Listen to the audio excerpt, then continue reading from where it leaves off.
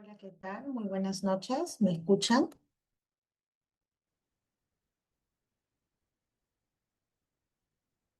Hola,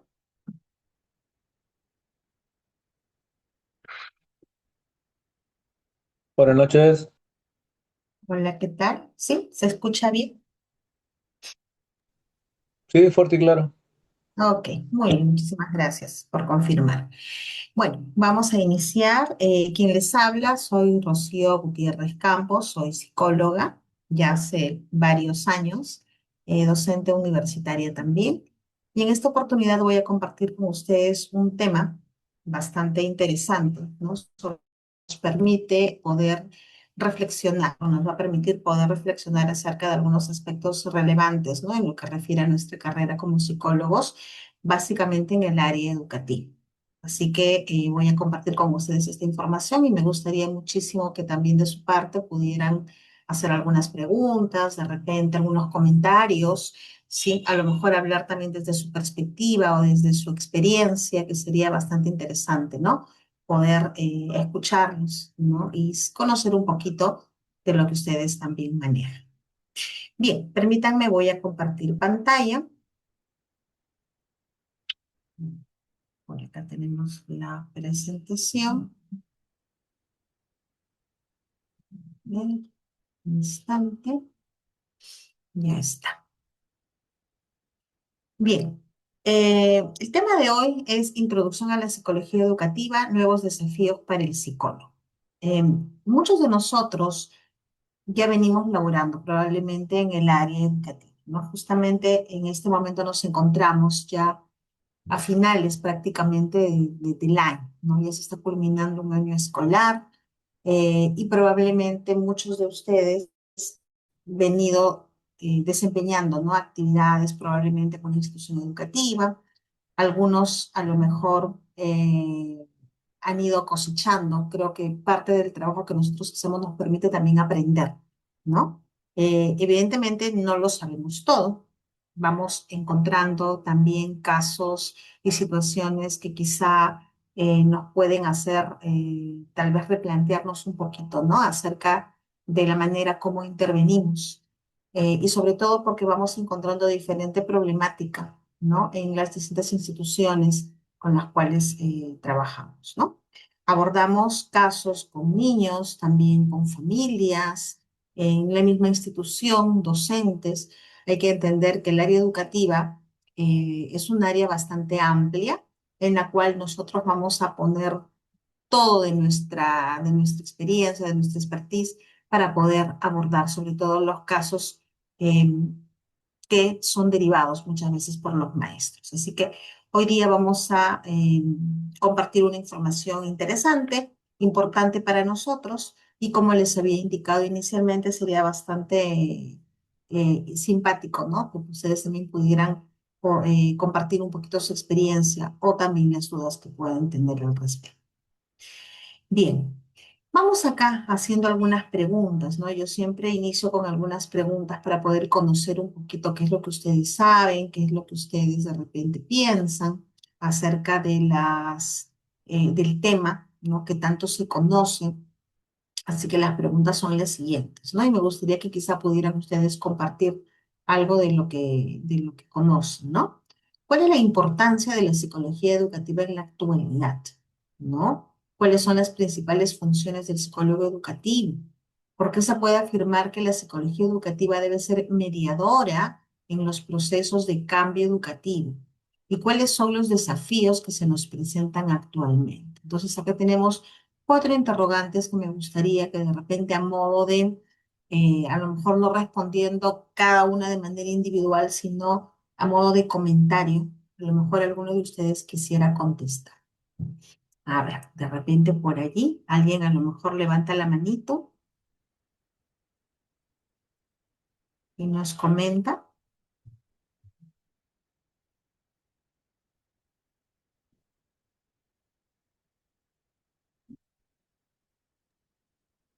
Eh, Sí, ¿qué tal, Saúl? Buenas noches, te escuchamos.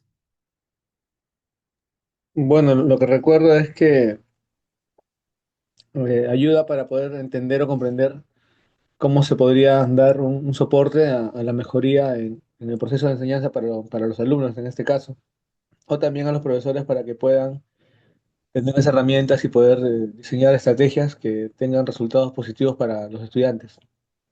Ujú. Ok, muy bien, muchas gracias, Saúl. ¿Tú trabajas en alguna institución educativa?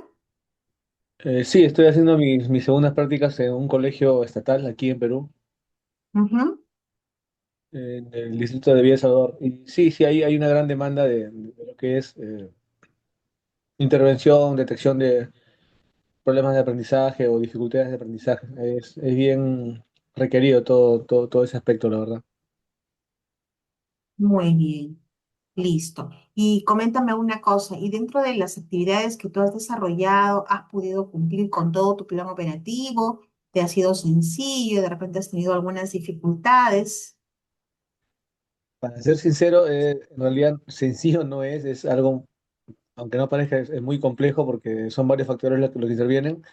Me refiero al tema de elaborar el plan de intervención, aplicarlo, porque puesto en la práctica es muy distinto. Y bueno, hay factores que intervienen, como en mi caso hay mucho ausentismo escolar, entonces tenemos de repente 2 sesiones con el alumno o 3 sesiones y de repente a la cuarta, quinta faltan, entonces se pierde la hilación de Ujú, las sesiones anteriores. Y es volver a iniciar, recapitular y volver a tomar el rumbo que teníamos establecido.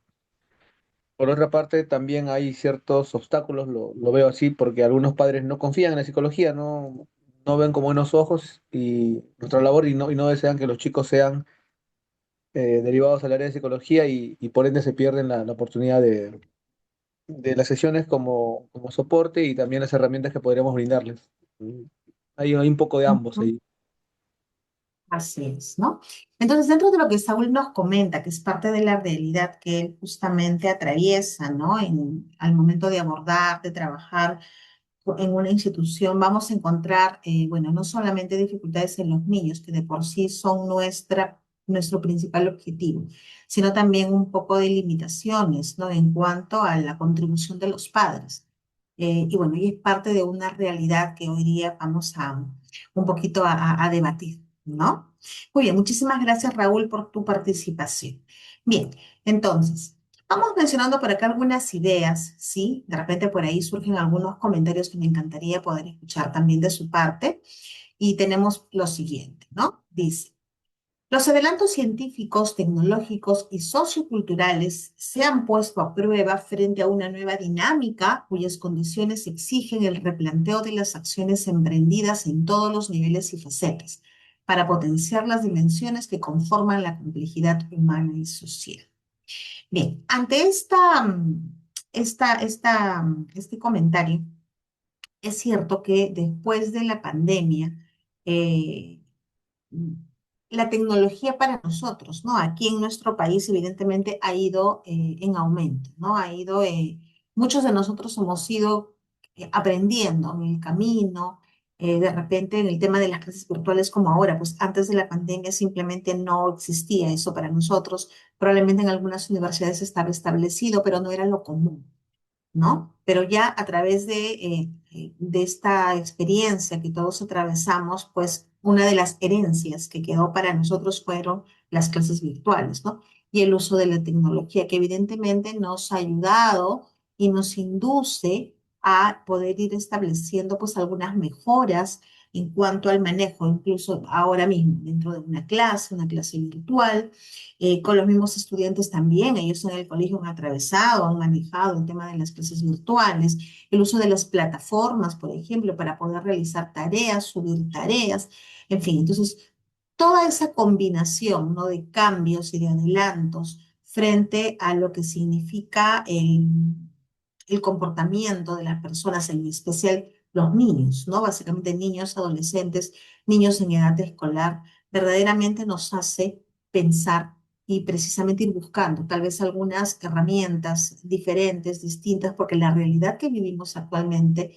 y los niños de ahora son muy distintos, ¿no? A los niños de hace algunos años atrás. Vienen con sus novedades, vienen de repente con algunos comportamientos o actitudes que quizá para nosotros, que somos de otra generación, pues nos sorprenden, ¿no? Incluso muchos de ellos, y vemos que dentro de una institución educativa se le da a los chicos mucho poder, a los padres de la misma manera. Tal es así que los docentes se quejan muchas veces de no tener el respaldo de la institución. Por ejemplo, cuando se trata de poder corregir, manejar, ¿no? En el tema de la disciplina, por ejemplo. Entonces, ahí también se han presentado muchísimas situaciones y es allí donde los psicólogos también entramos a tallar, ¿no? Otra idea es que para la educación como proceso capaz de reformular acciones frente al caos y programar alternativas de atención, el aislamiento social y la imposibilidad de asistir a los centros educativos se ha posicionado como desafíos inminentes con múltiples efectos. Bien, durante la pandemia muy bien sabíamos que el aislamiento social pues era algo que teníamos que cumplir sí o sí. Y como consecuencia precisamente de estas situaciones es que hoy en día vemos estudiantes y a nivel general en adultos también las secuelas, ¿no? De todo lo que se ha venido presentando. Incluso, ¿no? Podemos encontrar chicos aún con, por ejemplo, dificultades, como decía su compañero, en lo que refiere a problemas en el aprendizaje, ¿no? Dificultades a lo mejor, pues, en el caso de los niños pequeños, ¿no? Que hicieron su etapa preescolar frente a una pantalla. Entonces, hay evidentes retrasos en su desarrollo, ¿no? Niños que pasan al primer grado sin haber socializado, sin haber compartido con compañeritos de su misma edad, ¿no? A lo mejor una falta de estimulación también. Entonces, pues todo un cambio, ¿no? Que hoy en día, pues los docentes ponen a prueba muchas veces los recursos con los que ellos cuentan, ¿no? Para poder afrontar una clase de niños pues precisamente que han pasado gran parte de su formación académica, ¿no? Importante, sobre todo pues en la etapa preescolar, frente a una pantalla, ¿no? Nuestro sistema educativo es un sistema dinámico y una de sus principales características es autoorganizarse, es decir, buscar formas de equilibrio que le permitan seguir con su curso. Nuestro sistema educativo peruano muchas veces es cuestionado, ¿no? Incluso nosotros hemos podido ver que a lo largo de todos estos años y con todas las reformas que se han ido dando, pues no siempre ha calado en el gusto de todas las personas, ¿no? Se han ido presentando diferentes colectivos, ¿no? De reclamo, de repente frente a los temas que se quieren insertar en el currículum nacional. eh, y de alguna manera también cuando, por ejemplo, hablamos acerca de los niños neurodiversos, ¿no? Cuando hablamos de la neurodivergencia, niños que presentan algún tipo de condición, llámese discapacidad intelectual, niños con trastorno del espectro autista, niños TDAH, niños con trastornos específicos del aprendizaje, etcétera. Entonces, como que existe todavía, ¿no? Ciertas limitaciones para poder abordar esos temas. Eh, a pesar de que, ¿no? Los docentes hoy en día reciben muchas capacitaciones, ¿no? Y gracias a la virtualidad es que precisamente se puede llegar, ¿no? A la gran mayoría para que puedan acceder a un curso. O sea, ningún docente podrá decir que no se puede capacitar. Sobre todo cuando se trata de atender estos casos tan especiales. Entonces, todo esto va cambiando, ¿no? Todo esto va cambiando. Los docentes ahora cuentan con más herramientas, ¿no? Herramientas digitales, incluso cuando hablamos acerca del manejo de las TICs, ¿no? Los docentes cuentan con, digamos, mucha información y también mucha capacitación hoy en día, ¿no? Entonces, que algún docente nos diga, nosotros los psicólogos, no, yo no conozco el tema, yo no lo manejo, no me han capacitado. Bueno, si no lo conoce, si no lo maneja, es porque en realidad ya es una cuestión ya del docente, no porque no haya tenido las oportunidades, porque hoy en día se manejan muchas plataformas de información y a través del Minedu también se facilita mucha información actual para que los docentes puedan utilizarla y aplicarla, sobre todo en sus aulas de clase. Muy bien. ¿Qué es la psicología educativa? Bien, Hernández dice, refiere que la psicología educativa ha de ser tratada como una ciencia autónoma poseedora de sus propios paradigmas que van desde el estudio experimental hasta el tratamiento de problemas específicamente educativos que se producen en el ámbito escolar y que se encargan de cuestiones tales como, ¿no? Por ejemplo, ¿qué encontramos aquí? A ver, por aquí, cuestiones tales como, vamos avanzando un poquito, acá se me movió la presentación, ya está. Dice, el proceso de aprendizaje, ¿no? Y los fenómenos que lo constituyen, como la memoria, el olvido, la transferencia, las estrategias, las dificultades del aprendizaje. Nosotros como psicólogos educativos, evidentemente, miren, muchas de las actividades que nosotros planteamos en nuestros planes de trabajo no están orientados solamente pues a abordar situaciones en las cuales los niños presenten dificultades en el aprendizaje, aunque la psicología educativa directamente va relacionada, como bien lo dice, con la comprensión del proceso de aprendizaje. ¿Y qué necesita un niño para poder aprender? Evidentemente necesita condiciones, ¿no? Físicas, familiares, también condiciones internas, ¿no? Que tengan que ver con sus procesos cognitivos, por ejemplo, memoria, atención, lenguaje, ¿no? Etcétera, inteligencia para poder aprender. Entonces, nosotros como psicólogos educativos vamos a tener que poder, digamos, intervenir a través de nuestras evaluaciones, a través de repente de nuestros talleres, pero no solamente para poder atender el aspecto relacionado al proceso de aprendizaje, al cómo aprende un estudiante o cuáles son sus estilos de aprendizaje. Dentro de la labor del psicólogo educativo, no íbamos adelantándonos un poquito en lo que refiere a las funciones, vamos a encontrar niños que no solamente van a tener dificultades en el aprendizaje, sino vamos a encontrar también dificultades en cuanto a este, problemas emocionales, por ejemplo, ¿no? Problemas emocionales, problemas familiares, y un sinnúmero de situaciones que nosotros como psicólogos educativos nos vamos a decir no.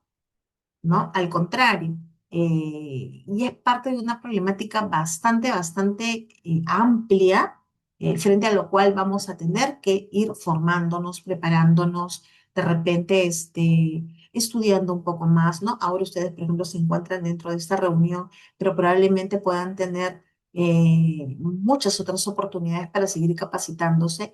Nunca vamos a dejar de aprender y siempre nos vamos a sorprendernos con cada cosa que vayamos encontrando en el camino, ¿no? Dentro de nuestra formación.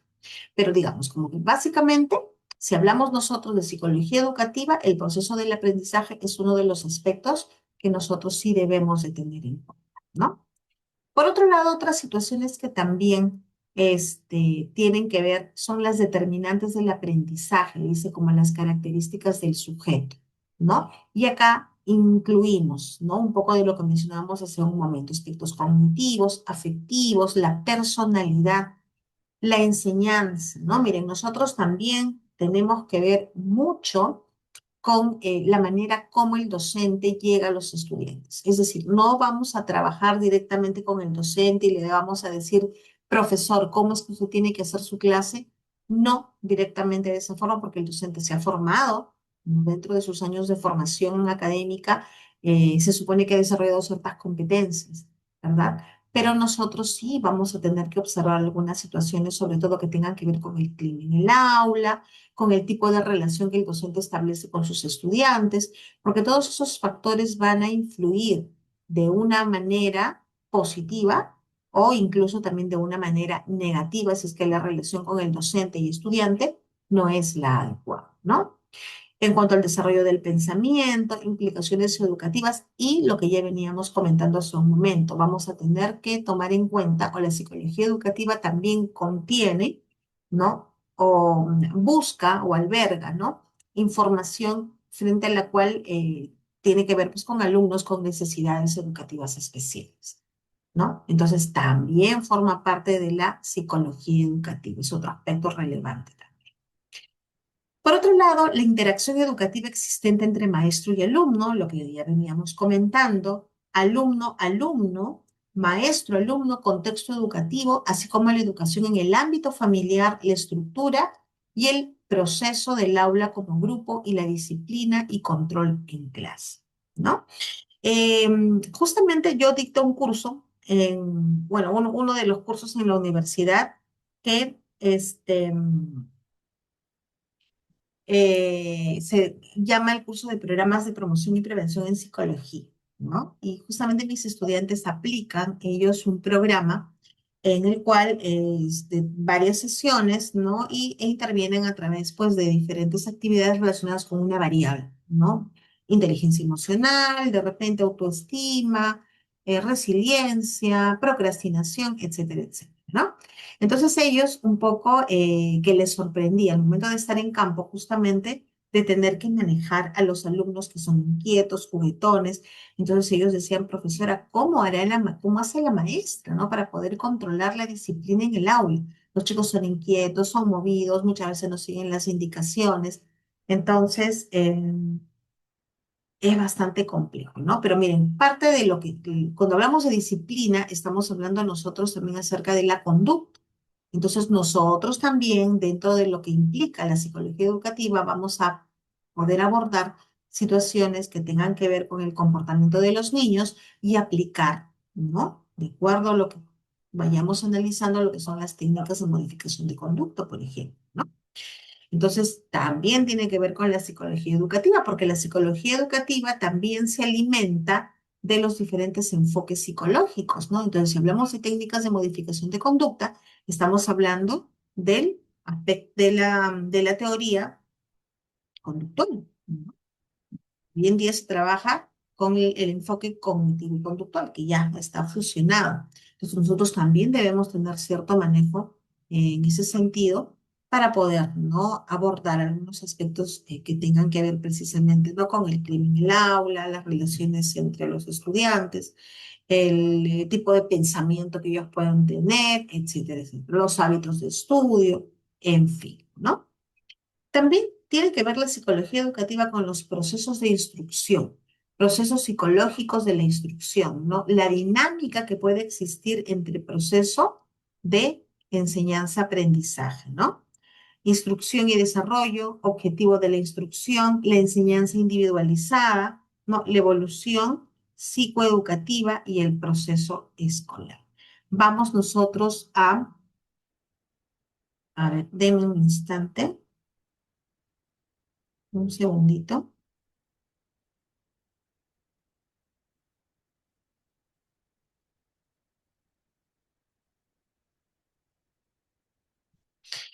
Ya. Entonces, cuando encontramos niños, por ejemplo, con habilidades diferentes, ¿no? Son niños que van a requerir, por ejemplo, de ciertas adaptaciones curriculares. Entonces, por lo tanto, van a requerir, pues, de una atención, como dice acá, más individualizada para ellos. Eso no quiere decir de ninguna manera que la maestra va a descuidar a sus demás estudiantes, sino también va a tener que incluir, ¿no? Y adaptar las sesiones de aprendizaje este, a ver, ¿no? Van adaptando las sesiones de clase, ¿no? Precisamente para poder favorecer, ¿no? El aprendizaje de los chicos, ¿no? Entonces, esto, por ejemplo, ya son los docentes quienes lo desarrollan. Nosotros hacemos un seguimiento, hacemos, digamos, como que somos un poco el soporte, ¿no? Pero quien se encarga de llevar a cabo las adaptaciones dentro del aula son los propios maestros. Entonces, son aspectos bastante, digamos, generales que estamos mencionando ahora que tienen que ver o que están relacionados con la psicología educativa, ¿no? Bien, evidentemente, como menciona acá, el enfoque ha ido cambiando, ¿no? Y vamos a hablarlo también así de forma, digamos, bastante puntual. La enseñanza de antes, ¿no? Era mucho más directiva, era mucho más pasiva. El estudiante no era protagonista, quien era el protagonista era el maestro, ¿no? Era todo daba vueltas alrededor del maestro. El maestro daba la indicación, el maestro copiaba en la pizarra, el maestro dictaba, el estudiante asumía una actitud pasiva, ¿no? Entonces la enseñanza, o digamos, este enfoque estaba orientado más hacia la enseñanza, ¿no? Hoy en día, el aprendizaje, mejor dicho, o este enfoque, del proceso educativo está orientado hacia el aprendizaje, en donde el estudiante es el protagonista, es aquel que construye su conocimiento, ¿no? Es el que construye el conocimiento. Entonces, las sesiones de clase, por ejemplo, tienen que ser pues mucho más dinámicas, en donde el estudiante, el maestro, asume más que todo una actitud de guía, ¿no? De orientador, de facilitador, ¿no? Y el estudiante es quien se encarga, ¿no? Y precisamente con los estímulos necesarios, es quien se encarga de ir logrando, ¿no? De ir construyendo su aprendizaje, haciendo de su aprendizaje un aprendizaje más significativo, ¿no? Entonces, ¿qué quiere decir un aprendizaje significativo?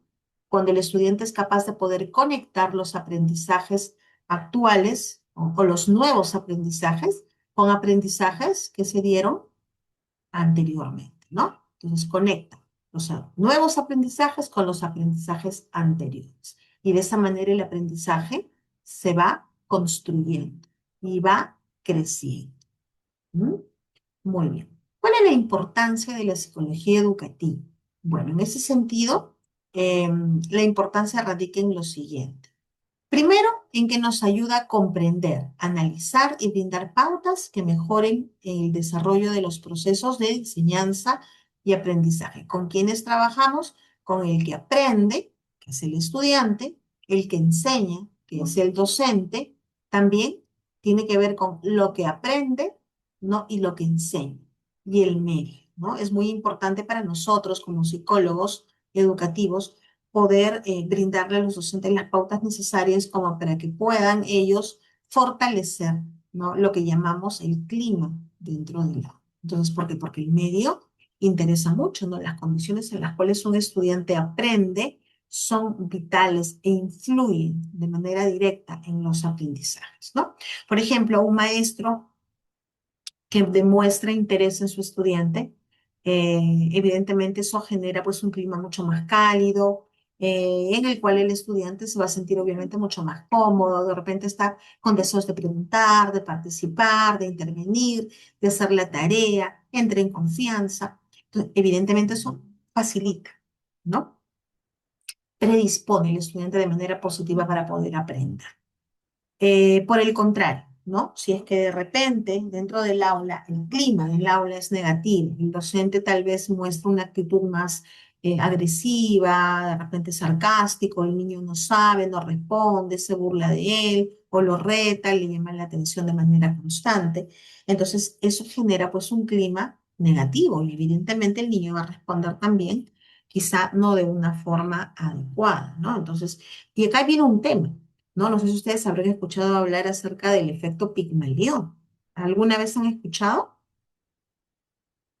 ¿Han escuchado hablar acerca del efecto Pigmalión? Hay toda una historia mitológica detrás, ¿no? Y los invito a buscar e investigar un poquito, ¿no? El efecto Pigmalión tiene que ver mucho con lo que son las expectativas. Entonces, y no solamente es en el plano académico, ¿no? Eso pasa también en el plano laboral, incluso en la familia de padres e hijos.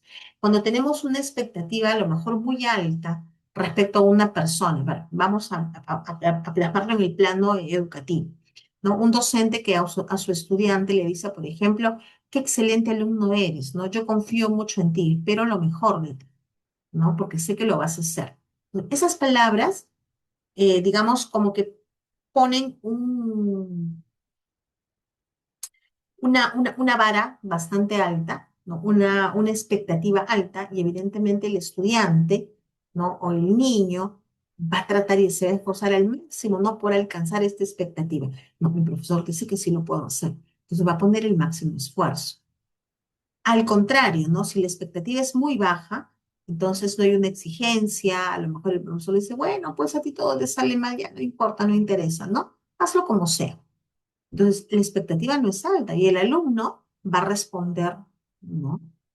Sin mayor esfuerzo, porque eso es lo que se espera de él. Entonces, lo mismo, ¿no? Muchas veces sucede dentro de la familia, ¿no? ¿Qué expectativa tienen los padres frente a los hijos? A ustedes mismos, a nosotros como adultos en el trabajo, ¿no? Si nuestro jefe de repente nos pone una meta alta y nos dice que confía en nosotros y que sabe que lo vamos a lograr, pues nos vamos a esforzar al máximo porque la expectativa está sobre nosotros, ¿no? Que sí podemos. O si es al contrario, de la misma manera, ¿no? Entonces, esta manera de relacionarse precisamente va a, como decíamos, a influir en este proceso, ¿no? De enseñanza-aprendizaje que nosotros como psicólogos pues debemos también de alguna manera favorecer, ¿no? O incluso dentro de nuestras capacitaciones que hacemos a los docentes, porque, ojo, no solamente debemos trabajar pues con los niños, ¿no? También podemos plantear algunas actividades de capacitación, de talleres, actividades con el personal docente y evidentemente con la familia también, ¿no? Porque tenemos nosotros, por ejemplo, como actividades estrella, digamos así, dentro de la institución educativa, lo que refiere a las escuelas de padres, por ejemplo, ¿no? Entonces, es parte de las actividades que tenemos que plantear, ¿no? Bien, otra importancia de la psicología educativa es que permite atender los problemas que se detectan luego de las investigaciones en el campo educativo, ¿no? Y lograr un mejor aprendizaje mediante la manera más eficaz, ¿no? Herramientas efectivas tanto para el docente como para el estudiante.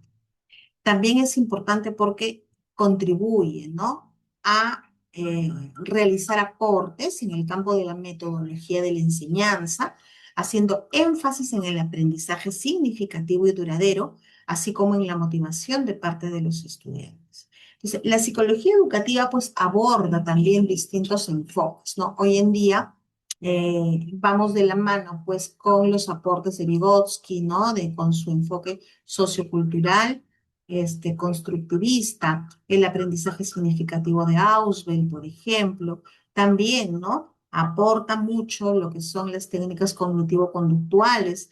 Entonces, hay una especie de, digamos, de contribuciones, ¿no? Muy, muy importantes de los diferentes enfoques que contribuyen, que a la vez fomentan o fortalecen, ¿no? Las estrategias de trabajo y la metodología, pues, de los docentes, ¿cierto? Entonces, los docentes, por ejemplo, ellos manejan también información acerca del reforzamiento. No solamente somos nosotros. Ellos, por ejemplo, si el estudiante participa, si son pequeñitos, de repente trabaja o juega con las estrellitas, los stickers, ¿no? El niño participa, le pone un sellito en la mano, esa es parte del reforzamiento, lo felicita, es el reforzamiento, o de repente aplica otras técnicas para disminuir la conducta negativa, ¿no? Aplica tiempo fuera, por ejemplo, y bueno, y técnicas de modificación de conducta que para nosotros evidentemente es algo pues bastante conocido. Y los docentes también manejan porque ellos llevan dentro de su formación psicología del desarrollo, ¿no? Y bueno, y es parte de lo que ellos conocen y manejan. Bien, otros aspectos que también son importantes respecto a la psicología educativa es que brindan información sobre los procesos inherentes a la enseñanza y aprendizaje y a su influencia en la personalidad, ¿no? ¿Qué procesos? Si hablamos de procesos, pues hablamos de procesos cognitivos, ¿no? La memoria, la atención, ¿no? El lenguaje, el pensamiento, la memoria de trabajo, ¿no? Que es ahora lo que son las funciones ejecutivas, que es de lo que tanto hoy en día se habla, ¿no? Entonces, también va en relación con ello, ¿no? También es importante porque otorga conocimiento acerca del comportamiento de los individuos y que permite entender mejor la conducta y el porqué de las acciones.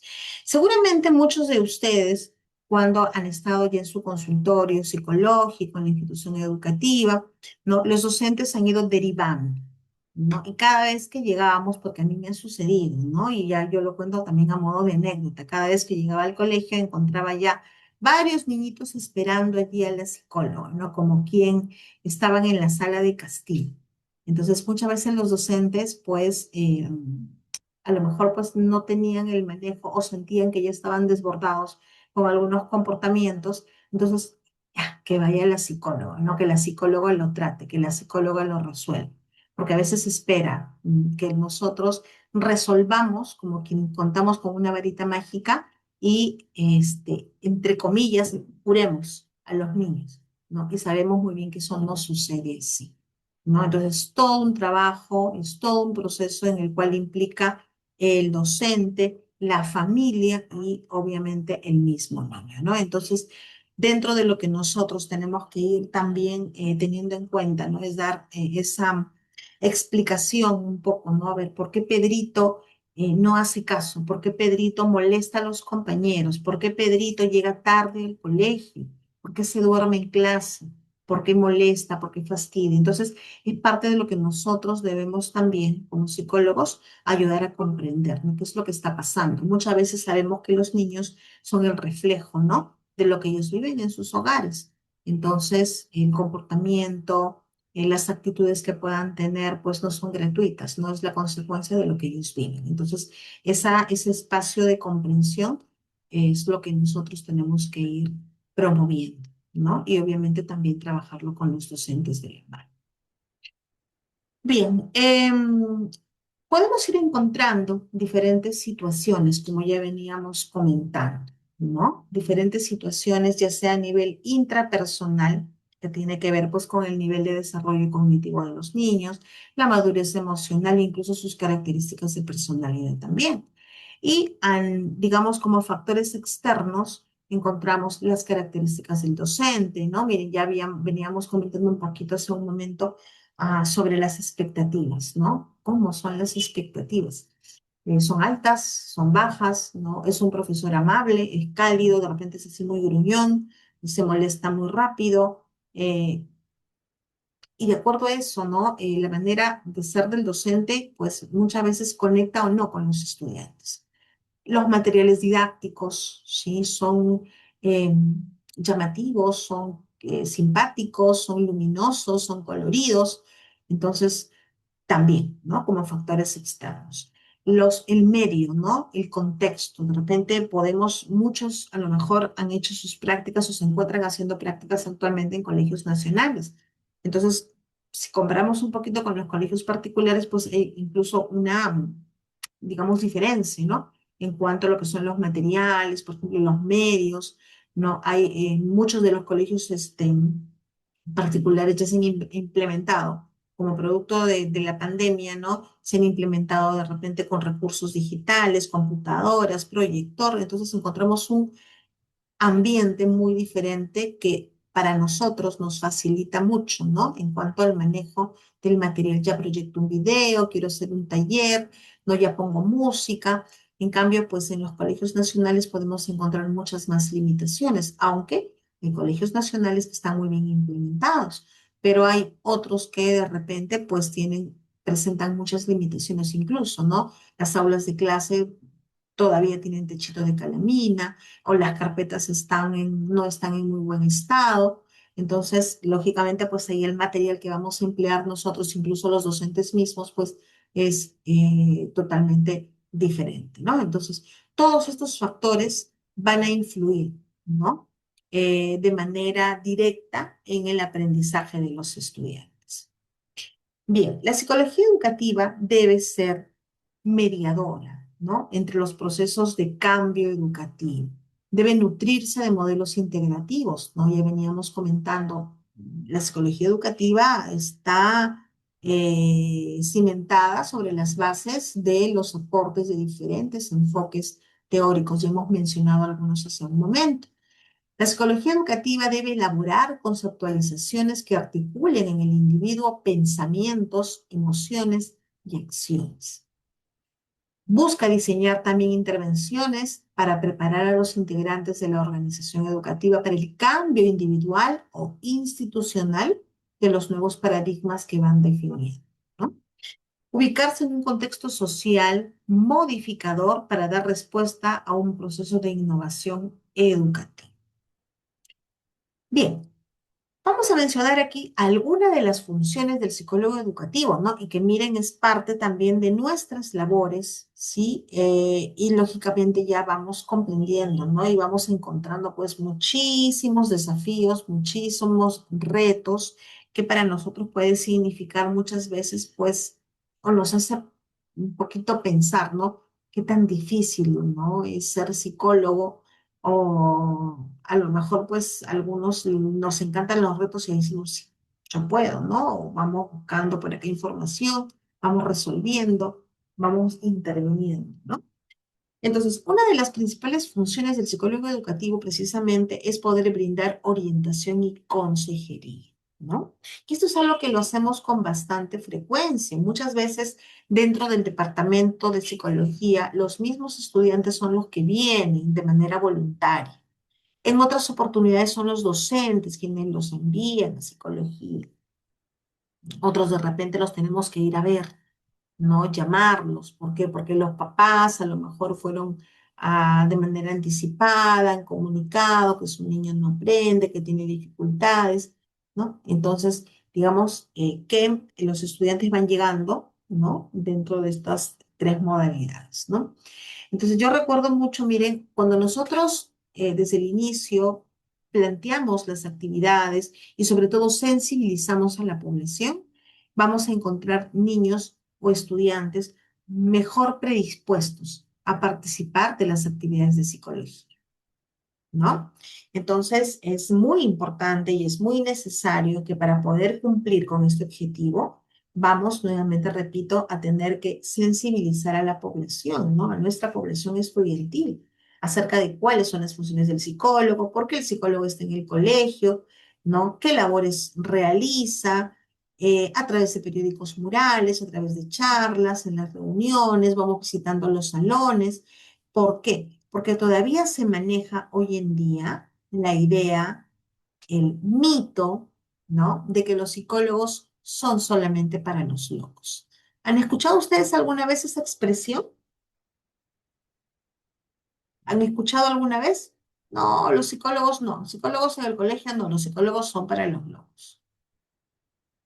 Sí, ¿Sí? varias veces, sí.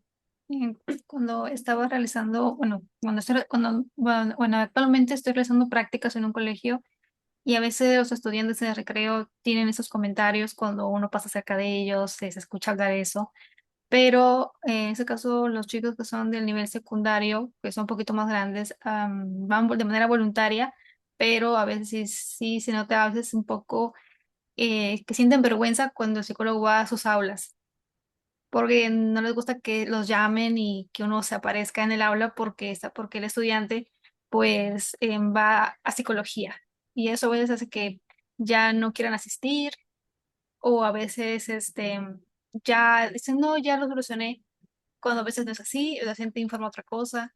Entonces, ese tipo de cositas he visto y también porque se refuerza mucho con el resto de estudiantes. A veces hay un estudiante que de alguna otra manera tiene información acerca de qué hacen los psicólogos si les interesa, pero debido a la presión social que hay en su aula, cómo se expresan de los psicólogos, como que van a hurtadillas, ¿no? Que no lo vayan a ver.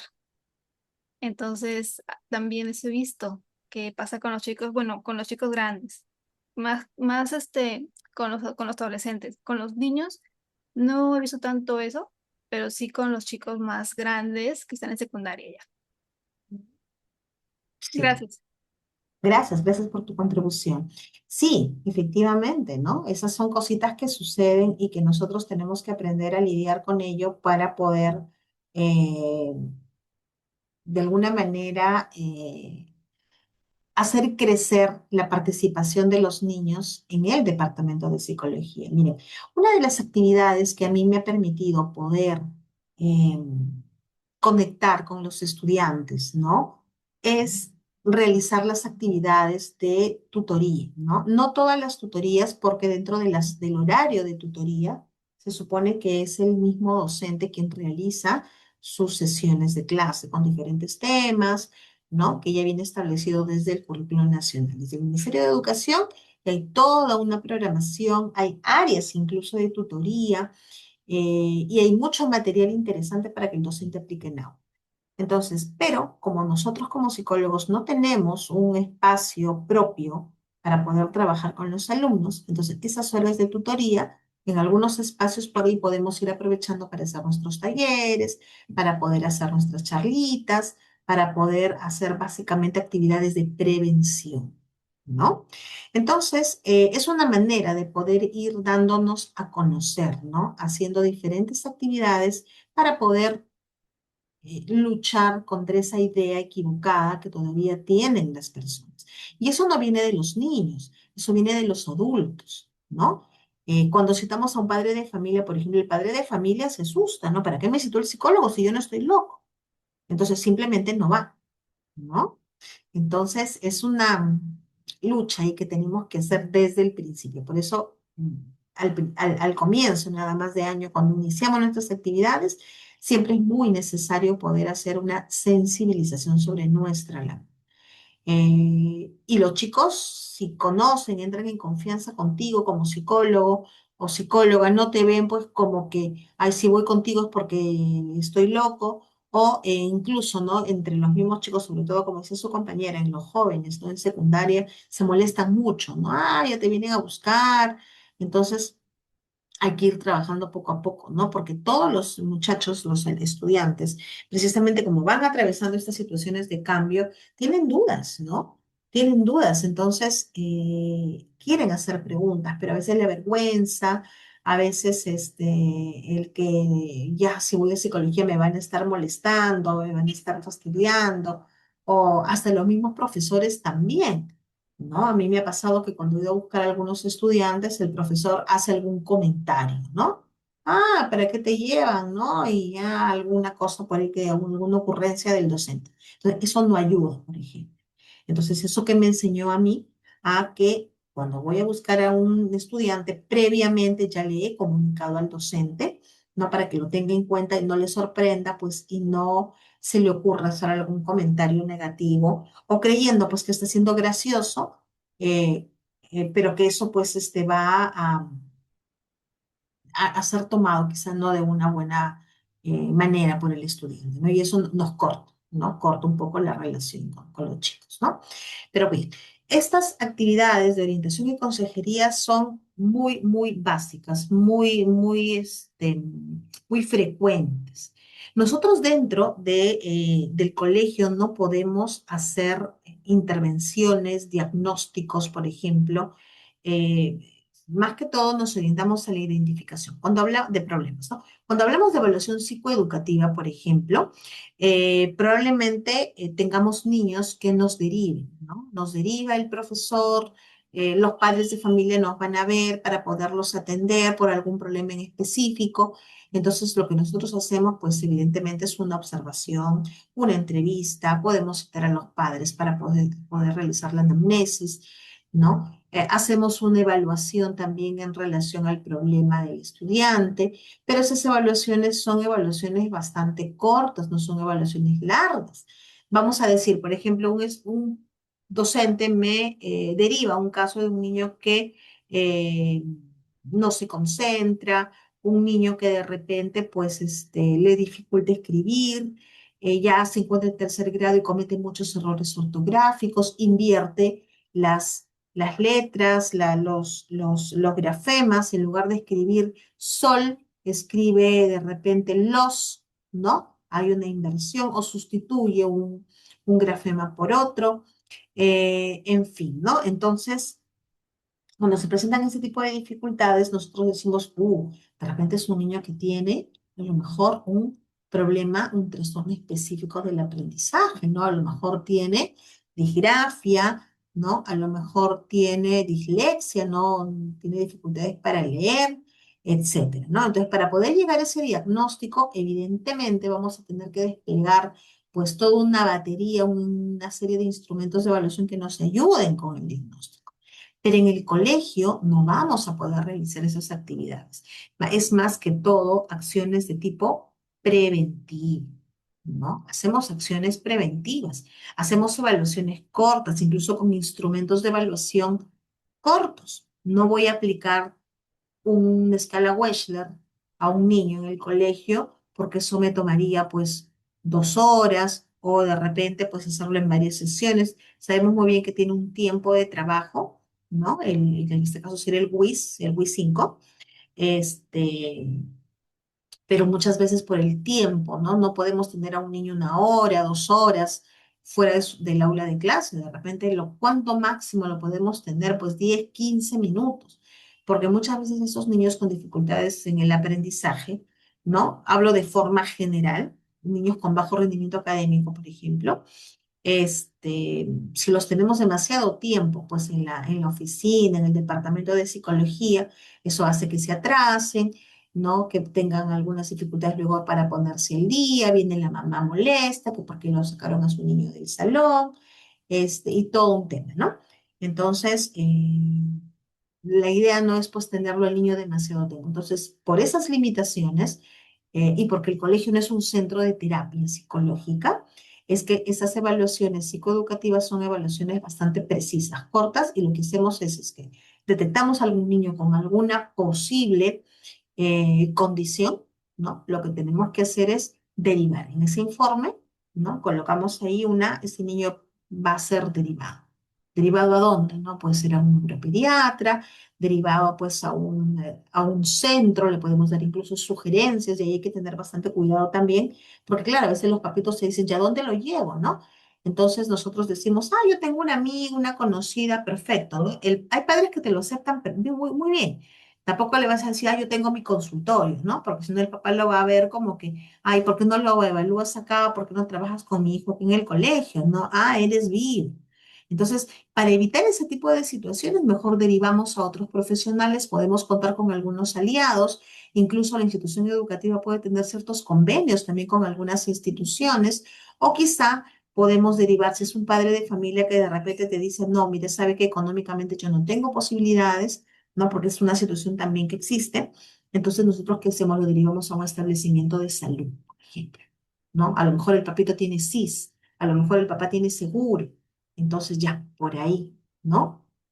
Lo vamos derivando. La idea está en que el niño, el padre, perdón, tenga una idea acerca de lo que su niño necesita. Entonces, por ahí viene el tema de las evaluaciones psicoeducativas. En cuanto a la intervención psicológica, ¿no? Ay, por acá tenemos una manito levantada. A ver, Elian, te escucho. Y una consultita, usted acaba de Dime. mencionar en cuanto a las evaluaciones cortas que, bueno, que tienen que dar en el colegio para poder dar un acercamiento a lo que podría tener el estudiante, pero no afirmando Ajá. algo que tiene porque no se ha hecho todo un proceso de evaluación. Entonces, en cuanto a las evaluaciones que se le podría aplicar de repente a un niño o un adolescente, y esas tienen que ser cortas, ¿a cuáles uno podría aplicar en un estudiante para poder tener una noción de lo que podría presentar ese niño, ¿no? Bueno, en el caso de niños, ¿qué evaluaciones se podría aplicar? Y en el caso de adolescentes también. ¿O qué podríamos hacer?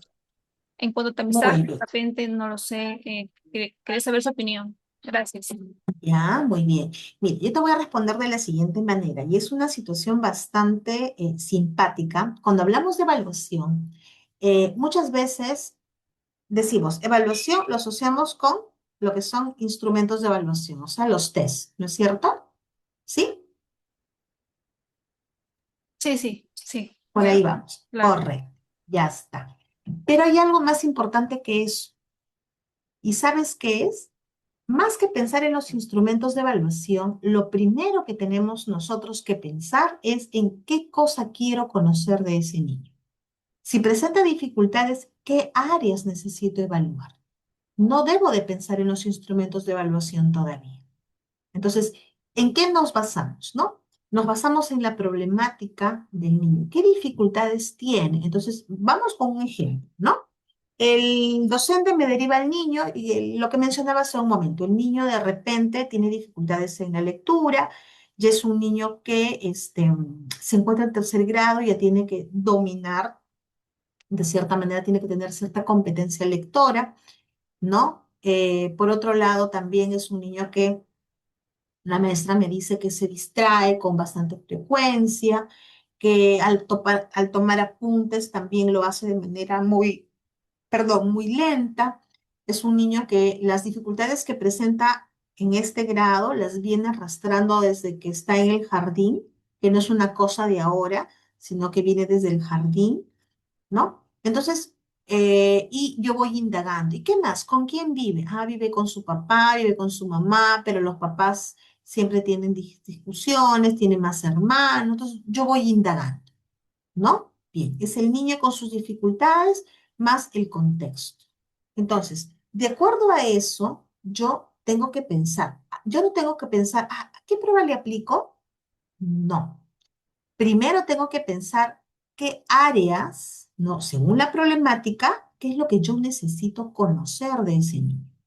Entonces, con esa información, ¿no? Que es poquita, pero ya más o menos vamos teniendo una idea, yo voy generando en mi cabecita como profesional, a ver, este niño tiene dificultades para leer, tiene dificultades para escribir, se distrae fácilmente. Entonces, de acuerdo a la sintomatología, yo lo voy relacionando con un posible diagnóstico. No estoy afirmando nada. Entonces, yo ya tengo que manejar lo que llamamos una hipótesis diagnóstica, ¿no? O le llamamos también una hipótesis de trabajo. Yo creo que este niño probablemente puede tener dislexia, ¿no? Que es un trastorno específico del aprendizaje. Entonces, digo, ¿no? Ya. Si yo creo que tiene dislexia, ¿qué necesito conocer? Necesito evaluar de repente el aspecto académico, la competencia lectora. Ese es un área. ¿No?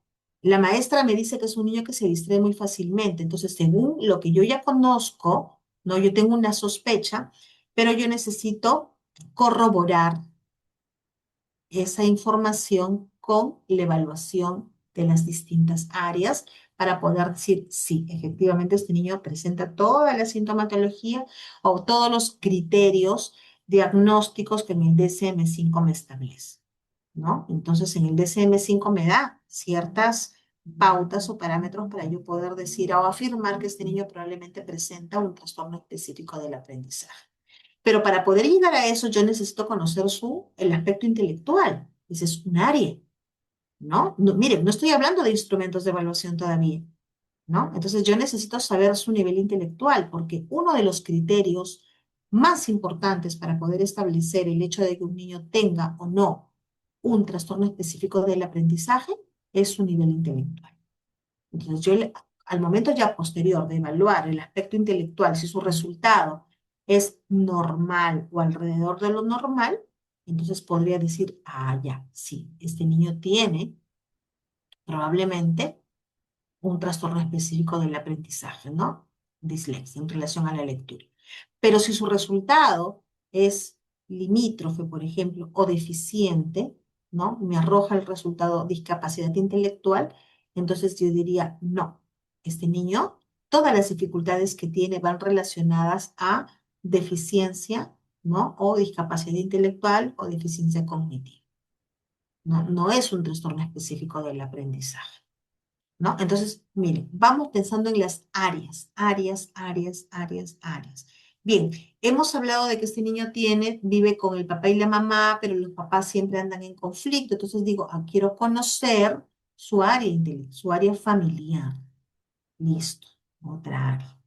¿Cómo es el niño? ¿Es callado? ¿Participa? ¿Es muy tímido? ¿Cómo es el niño? Ya que quiero conocer entonces el área de la personalidad. ¿Te das cuenta? Entonces, de acuerdo a todo el análisis que yo tengo que hacer, porque tengo una sospecha de que este niño pudiera tener algo, entre comillas, ¿no? Y ya por ahí va con un nombre, vamos pensando en las áreas, ¿no? Ya, área cognitiva, ya, pero el área cognitiva es amplia. Necesito yo conocer su memoria de trabajo, necesito conocer sus niveles de atención, concentración, ¿no? El área social, por ejemplo. Entonces, son áreas, ¿de acuerdo?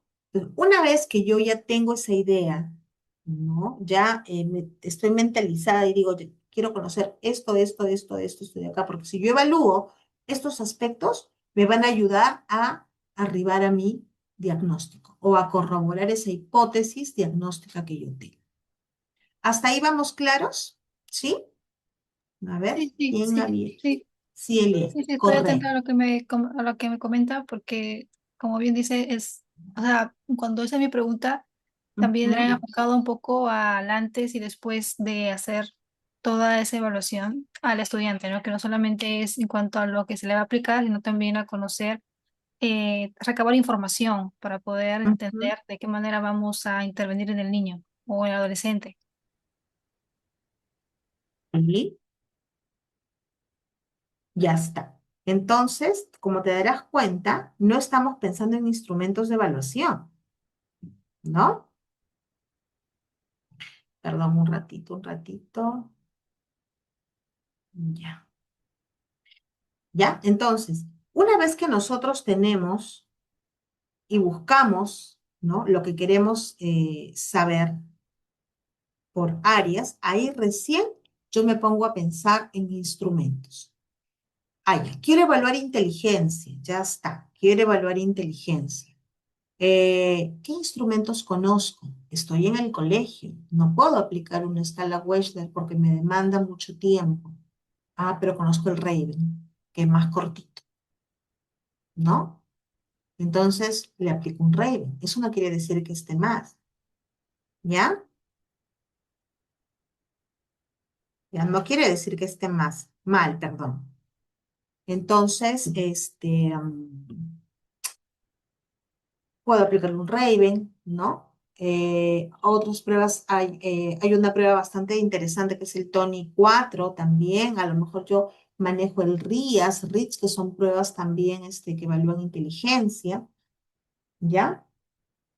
Entonces, por ahí voy buscando instrumentos de evaluación, como les digo, de preferencia cortos. ¿Por qué? Porque estoy en una institución educativa y los niños no los puedo retener mucho tiempo, ¿no? Necesito conocer su competencia lectora. Ah, ya, ¿qué instrumentos de evaluación conozco? Bueno, conozco el PROLEC para niños, listo. Entonces, ¿cuánto tiempo demorará? Ya, listo. Entonces, voy buscando algunos instrumentos de evaluación que se relacionen con las áreas. Quiero conocer su personalidad. Bueno, conozco toda la gama de CATEL, de sus test de personalidad, pero son largos, ¿no? Tienen muchos ítems. Entonces, bueno, le aplico una prueba proyectiva, de repente eso también me ayuda, ¿no? En fin. Entonces, como les digo, vamos pensando primero en las áreas. ¿Qué áreas necesito yo conocer dada la problemática de mi paciente? Porque ahí me enfoco. Si es un problema emocional, ¿necesitaré evaluar inteligencia? No. Entonces me dirijo al aspecto emocional, socioemocional, familiar. Son las áreas que necesito conocer. Y para eso yo tengo que buscar información, tengo ya que ir conociendo y tener alternativas de diferentes instrumentos de evaluación, porque, ojo, las pruebas psicológicas, psicopedagógicas o incluso neuropsicológicas que podemos manejar, tenemos que contar pues con una gama de- de instrumentos, ¿no? Y para eso nos tenemos que ir actualizando, porque las pruebas que nos enseñaron en la universidad, pues muchas de ellas ya no se utilizan, ya están desfasadas, y han aparecido, ¿no? Pruebas mucho más actuales, mucho más, de repente, más interesantes, más completas, en fin, ¿no? Entonces, pero para eso tenemos que ir formándonos, tenemos que ir buscando información, ir probando, pero como les digo, ¿no? En el área educativa, cuando trabajamos en una institución, pues no nos podemos dar el lujo, pues, de hacer pues una evaluación así completa, ¿no? Psicopedagógica, porque en realidad, pues, es bastante amplia y los instrumentos de evaluación, hay un grupo de pruebas que se llaman Evalúa, por ejemplo, que son pruebas españolas que son bastante interesantes, que están orientadas, ¿no? A evaluar aspectos ya psicopedagógicos, pero son amplios. Y bueno, aparte de eso, no cuenta con baremos peruanos, cuenta con baremos chilenos, ¿no? Pero muchos de los instrumentos de evaluación, pues lamentablemente no están adaptados a nuestra realidad, empezando por la escala Wechsler, ¿no? Nosotros utilizamos o bien la prueba española o bien la prueba chilena. Entonces se supone que tenemos que buscar aquello que está más cercano a nuestra realidad, ¿no? Entonces, hay que ir buscando, pues chicos, información, ¿no? Como les digo, instrumentos de evaluación que los pueda manejar, que sean cortos. Si quiero conocer, por ejemplo, el aspecto socioemocional, puedo aplicar pues el test de inteligencia emocional de Baron, ¿no? Pero hay una escala corta de 30 ítems, porque la prueba para niños tiene 60. Entonces le aplico la prueba corta, ¿no? Quiero conocer el área de personalidad, la autoestima del niño. Ya hay pruebas de autoestima que son largas, pero de repente me conozco, hay una pruebita que yo la utilizo mucho, que es el test de autoestima 25, que es del profesor César Ruiz Salva, el adaptado aquí a nuestra realidad. Entonces tiene pues 25 ítems, ¿no? Entonces, si logro yo conocer, manejar instrumentos de medición o de evaluación psicológica que sean más cortitos, más precisos para niños, ¿no? Porque hay que tener en cuenta eso, porque en las fichas técnicas ahí nos da la información, ¿no? El rango de edad, la finalidad, las áreas que evalúa, ¿no? Si es unidimensional, es multidimensional, en fin, ¿no? Entonces, de acuerdo a eso, vamos buscando instrumentos de evaluación y utilizamos aquello que nos es de utilidad, ¿no? Nos sirve, pero como les digo, la idea no es pues invertir demasiado tiempo, ¿no? Entonces, elaboramos nuestro informe, perdón, elaboramos nuestro informe, socializamos esos resultados con la familia, con el docente, perdón, con el docente y la familia, y de acuerdo a los resultados, si es un caso que amerita una derivación, porque es un niño que presenta una condición o hay una sospecha de una condición de ese niño, sea TEA, TDAH o cualquier otra, o incluso discapacidad intelectual también, hay que derivarlo, ¿no? A otros profesionales para que nos ayuden, ¿no? Nos den la información más precisa. ¿Por qué? Porque lógicamente afuera, ¿no? De manera particular, pues van a tener pues todo el tiempo del mundo para poder hacer las evaluaciones completas e integrales. ¿Ya? Bien. A ver, vamos escuchando por aquí. Elian, te escucho. Una consultita, antes que continúe con el tema. En cuanto a las derivaciones, ¿qué formato se tendría que utilizar o qué información se tendría que colocar en dicho documento para entregarle al padre de familia y se pueda, en este caso, sacar cita de repente en una posta y puedan de repente ahí evaluarlo a más profundidad? Y de esta manera, pues no se quede solamente en comunicación con el padre, sino que también el padre pueda tener alguna herramienta que le permita acercarse a otro establecimiento para que pueda atender a su niño. Claro, en el informe mismo, ¿no? Todos conocemos un formato de informe psicológico, ¿no? Entonces van los datos, el motivo de consulta, los instrumentos aplicados, las pruebas aplicadas, la observación de conducta, ¿no? Los resultados de la evaluación, conclusiones, recomendaciones, ¿no? Entonces, digamos que esos son los puntos que todo instrumento de evaluación, perdón, todo informe psicológico tiene. Ahora, en las recomendaciones, allí tú tienes que colocar, ¿no? Porque tú tienes, no podemos poner un diagnóstico necesariamente, ¿no? No todos los niños de repente caen con algún diagnóstico, ¿no? Pero sí van lo que llamamos conclusiones diagnósticas, o lo que se llama también diagnóstico funcional. Entonces van las conclusiones por áreas y luego en la parte de recomendaciones, allí tú señalas lo que le estás sugiriendo al padre de familia, ¿no? Se sugiere o se recomienda, ¿no? A la familia realizar una interconsulta o se le deriva a evaluación psicopedagógica, ¿no? Ahí vas colocando en las recomendaciones, ¿no? Se le sugiere al padre de familia llevar al niño al neuropediatra para ser evaluado. ¿M? De repente es un niño que necesita reforzamiento académico, lo mismo, no se sugiere al padre de familia que el niño reciba reforzamiento en casa, ¿no? En las áreas académicas que se encuentran disminuidas, bajas, etcétera. Entonces, en el mismo documento, en tu mismo informe, ahí en recomendaciones tú colocas, ¿sí? Esas recomendaciones van en función de tus conclusiones, porque de acuerdo a lo que tú concluyes, es que tú derivas, ¿no? Derivo de repente, ¿no? El niño, le sugiero que el niño participe en actividades o que lleve tratamiento psicológico a fin de reforzar su autoestima, ¿no? Eso va en las recomendaciones, ¿sí? A eso te contesté la pregunta. Sí, sí, pensé que en realidad se tendría que ver, o sea, pensé que la derivación se hacía con otro formato, pero es el mismo formato que se utiliza para hacer el informe psicológico para cualquier caso, ¿no? Ya sea un niño, un adolescente. Lo mismo, Sí, sí. en los mismos áreas que tiene que colocar ahí, ¿no? Para que el padre pueda llevarlo a un especialista, ¿no? Claro, incluso mira, nosotros podemos ir también, claro, tenemos el informe, pero a la vez también podemos ir creando otros formatos, por ejemplo, un formato de derivación también, ¿no? Que vaya con la firma del colegio, o sea, nosotros también podemos crear algún tipo de formato. Eh, si es funcional hacerlo, ¿por qué no?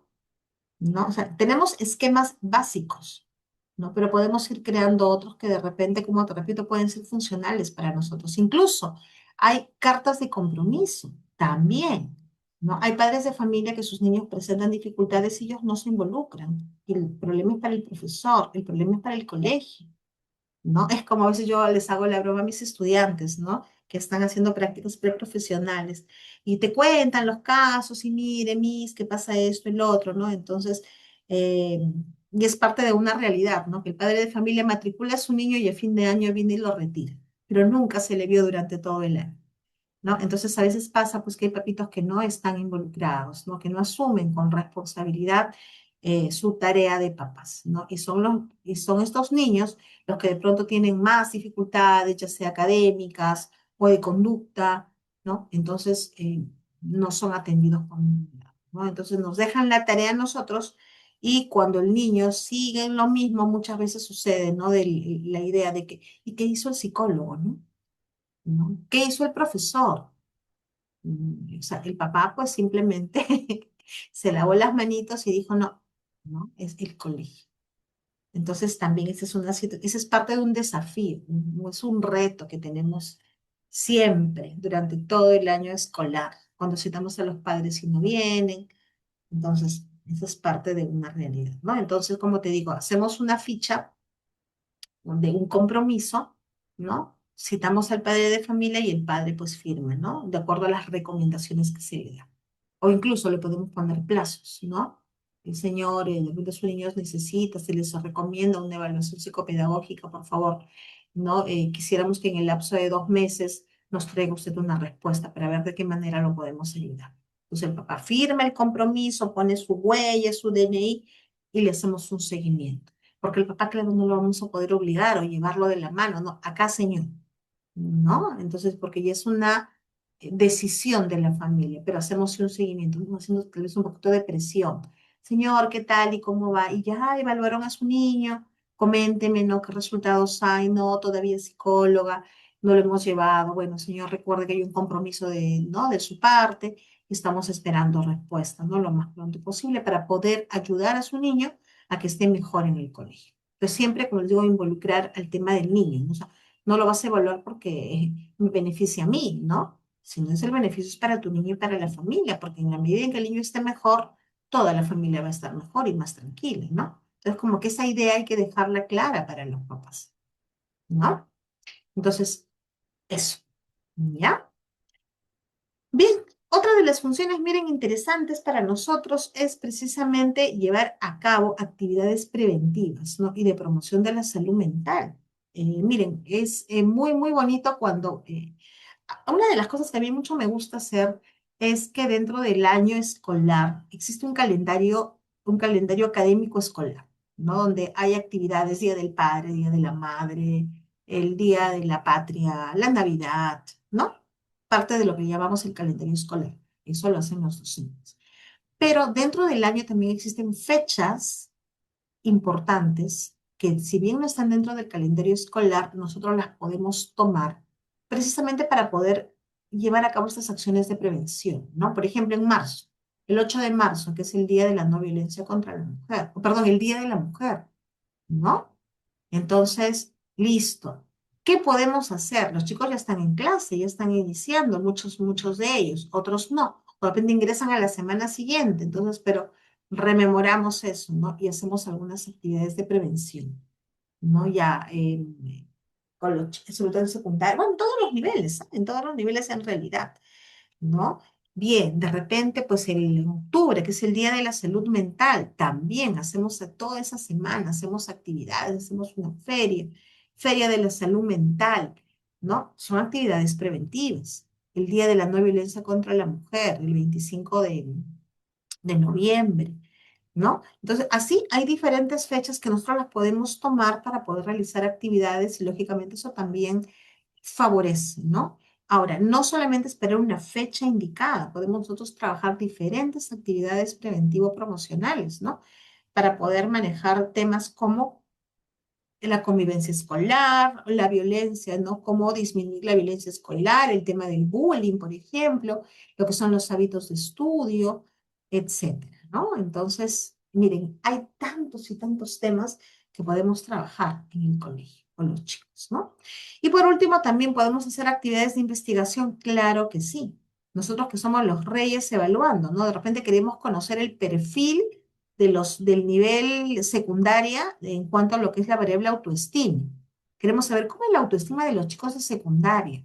Podemos hacer evaluaciones grupales, colectivas, y esos datos me sirven para poder hacer un perfil, ¿no? Un perfil de inteligencia, de repente un perfil, de autoestima, de inteligencia emocional. Entonces, en base a eso, ¿no? Tabulo mis resultados, armo mis bases de datos y hago investigaciones de repente, de pronto, simplemente descriptivas, ¿no? Y tengo cuadritos, ¿no? ¿Y eso para qué me va a servir? No solamente en lo académico, no solamente para la universidad, para hacer la tarea, ¿no? Sino me puede servir también para poder conocer los resultados y poder socializar esos resultados y dar pautas de intervención a los docentes, ¿no? Miren, profesores, estos son los resultados de los chicos en cuanto a autoestima. Existen niveles altos, bajos, medios, cómo se distribuyen los porcentajes, las frecuencias. Ya está, vamos dando recomendaciones. ¿De qué manera nosotros como docentes, ustedes como docentes pueden favorecer el fortalecimiento de la autoestima en casa, en clase? Con las familias, lo mismo. Estos son los resultados. A ver, apoyemos a que los chicos puedan ir mejorando. Esta curva, en lugar de disminuir, incrementa. Entonces ya tenemos ahí una información, ¿no? Aplicamos luego un post-test, hacemos programas, actividades y vamos viendo, ¿hay mejora, no hay mejora? Entonces, miren, es bien interesante, ¿no? Y es bastante, bastante bueno, ¿no? Y es incluso hasta innovador, ¿no? No es como cuando nos dicen, por ejemplo, ¿y qué es el psicólogo en el colegio? ¿No? Yo veo que el psicólogo está todo el tiempo encerrado en su oficina, llevando a los niños, trayéndolos, ¿no? Y no saben más. Entonces, nosotros tenemos que hacer visibles nuestras actividades. Todo lo que nosotros hacemos tiene que notarse, tiene que verse.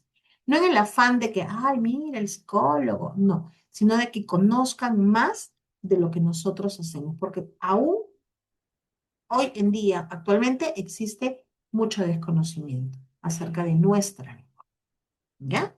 ¿Quiénes se van a encargar de hacer visible nuestro trabajo? Nosotros mismos. Hagan sus paneles, propongan actividades, ¿no? Bueno, ahorita ya estamos terminando el año. Si muchos de ustedes continúan o van a hacer sus prácticas preprofesionales en otra actividad o ya son psicólogos, ¿no? A ver, ¿qué ideas tengo para el siguiente año? Voy a seguir trabajando en la misma institución, listo, toda esta problemática se dio. Entonces, hago un análisis, ¿no? De qué es aquello que puedo yo trabajar, que favorezca, ¿no? La mejora en los estudiantes, ya por las experiencias previas. A ver, ¿ya qué propongo para este año? Voy haciendo ya mi plan operativo. Apenas empiece el año. Incluso, miren, muchas de las actividades también que nosotros proponemos, si bien decimos, ¿no? Trabajar con el personal. Eso lo hacen los psicólogos organizacionales, ya. Claro, desde el aspecto de cómo se ve como organización, ¿no? Pero nosotros como psicólogos podemos, como psicólogos educativos también podemos hacer talleres, por ejemplo, de inicio de año con los maestros, ¿no? Un taller de integración. No solamente el psicólogo organizacional lo puede hacer. Dentro de mi plan operativo yo establezco, ¿no? ¿Qué hay para el personal? ¿Qué capacitaciones? ¿No? ¿Qué actividades para ellos? También las actividades preventivas son para ellos, ¿no? ¿Cómo prevenimos el estrés? ¿No? Para los niños el estrés académico, para el docente el estrés cotidiano. Listo. La resiliencia, ¿no? La inteligencia emocional en el docente, por ejemplo. Lo mismo, ¿no? Entonces son actividades que son de veras bastante importantes y necesarias implementarlas dentro de todo un plan operativo que es para el año. ¿Sí? Muy bien, importante considerar, ¿no? Al momento del abordaje, ¿no? Hay que desarrollar las habilidades sociales, emocionales e intelectuales. ¿De quién? De los estudiantes, pero no solamente de los estudiantes, ¿no? Sino también de los docentes, de los padres de familia, ¿no?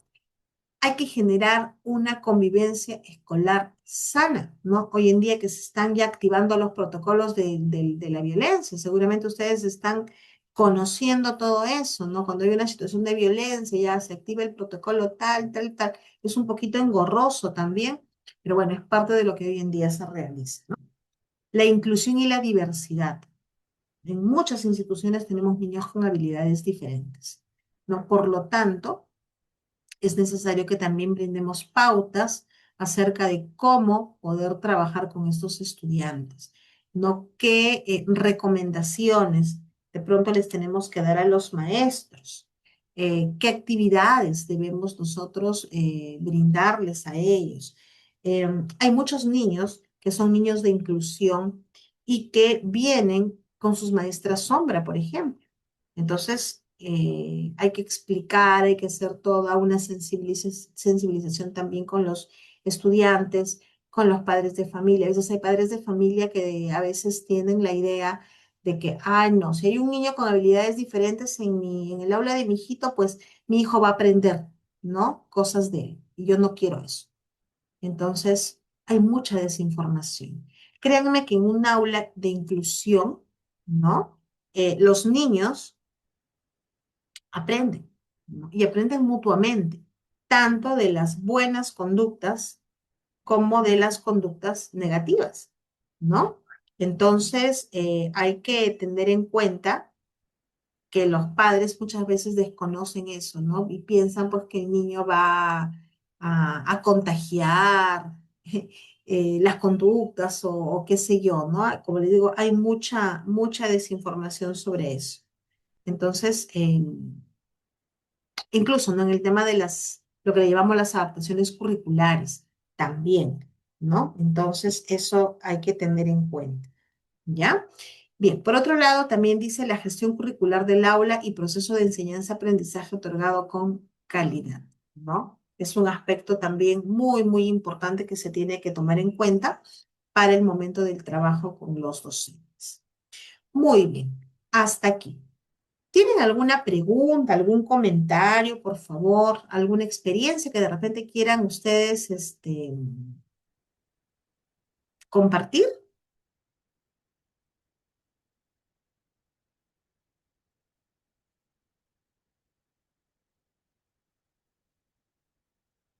A ver, ¿están por ahí? ¿Se me escucha? Sí.